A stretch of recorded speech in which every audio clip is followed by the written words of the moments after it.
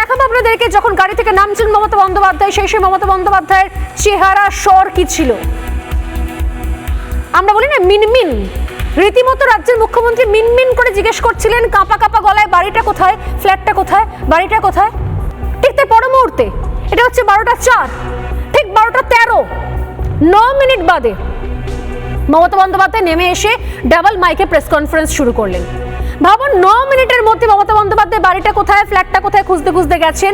তিনি লিফটে করে উপরে উঠেছেন, তিনি ফ্ল্যাটে ঢুকেছেন, তিনি ফাইল নিয়েছেন, তিনি হার্ড ড্রাইভ নিয়েছেন, তিনি বেরিয়ে এসেছেন। সেখানে সেই ফ্ল্যাটে অলরেডি ইডির আধিকারিকরা রয়েছে, তদন্ত চলছে। সম্ভব এত কম সময় যদি না কেউ জানে যে ওই বিলাসবহুল ফ্ল্যাটের কোন ঘরে, কোন আলমারিতে, কোন লকারের কোন সাইডে এই ফাইলগুলো রাখা আছে।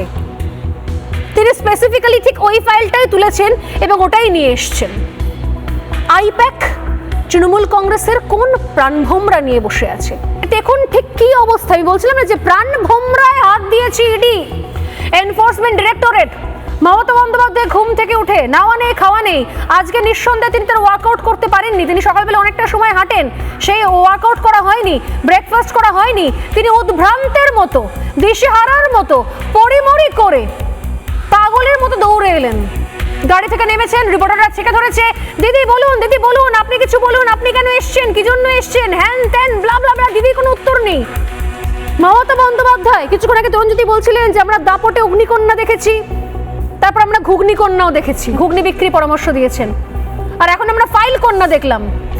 তিনি তখন সেই মমতা বন্দ্যোপাধ্যায়, আমরা বলি না মিনমিন অনেকের গায়ে লাগে, তিনি মিনমিন মিনমিন করছেন। তিনি গাড়ি থেকে নেমে মিনমিন করে জিজ্ঞেস করছেন বাড়িটা কোথায়, ফ্ল্যাটটা কোথায়, কোন ফ্ল্যাটটা, কোন বাড়িটা। বিশ্বাস হলো না, দেখুন। দিদি দিদি দিদি দিদি কি বলবেন, দিদি কি বলবেন, দিদি দিদি দিদি দিদি দিদি দিদি কি বলবেন।